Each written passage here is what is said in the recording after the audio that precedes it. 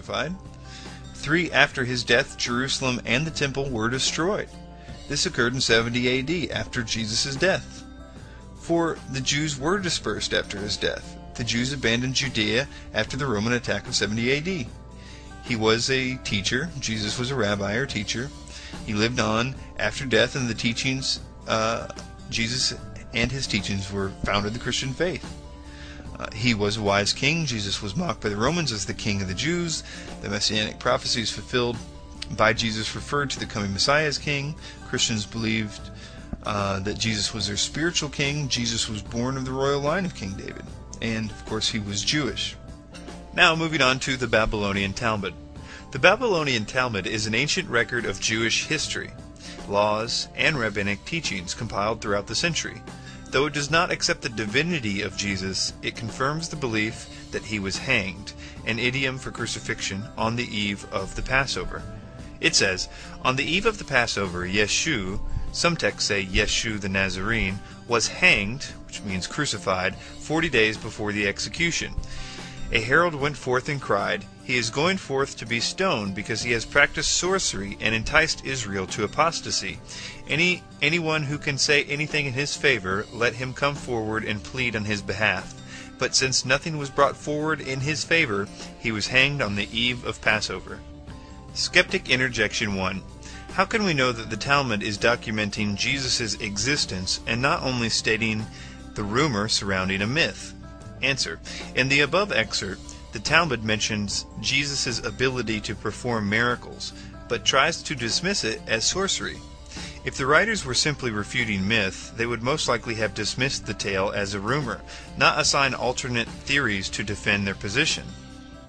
Skeptic Interjection 2. How can we know that this passage is a reference to Jesus and not another individual with the name Yeshu? Answer. Though it is possible this passage could refer to another individual, we know Jesus was killed during the Passover. We know he was crucified, a Jewish idiom for hanged. We know he was accused of practicing sorcery by the Pharisees for his miracles. And he was ultimately arrested for the sin of blasphemy, enticing Israel to apostasy.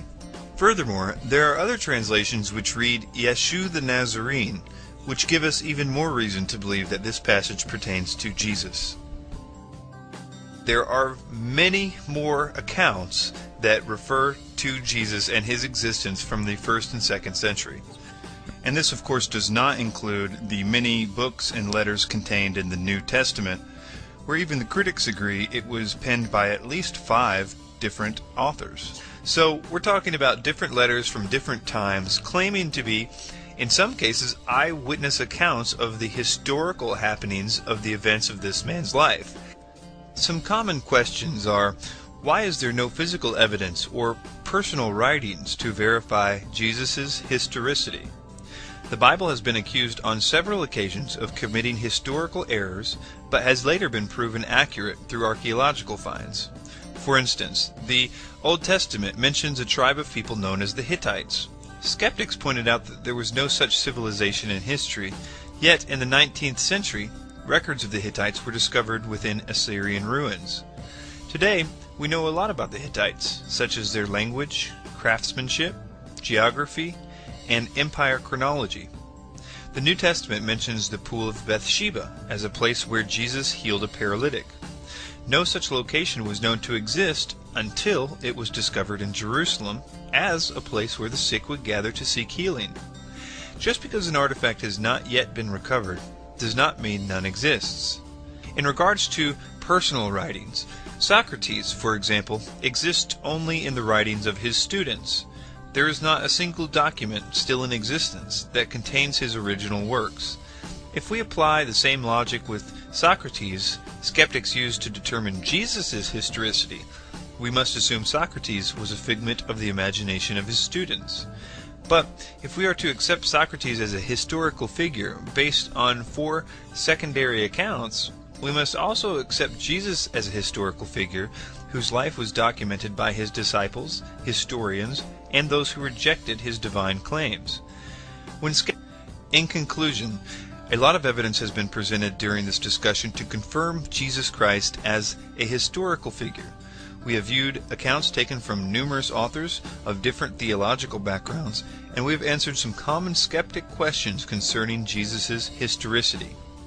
I purposely avoided using biblical evidence to support the existence of Jesus because that would be using the Bible to prove the Bible. Instead, we focused this study on extra-biblical sources. However, early Christian historians and witnesses were unanimous in their accounts that several New Testament books were written by eyewitnesses of both Jesus and the apostolic ministries. If these authors were indeed eyewitnesses, we can believe that they also provide evidence to the historicity of Jesus. Some readers may be satisfied with such evidence, some may not. Whatever the case, I encourage you to examine all the facts for yourself before reaching your conclusion.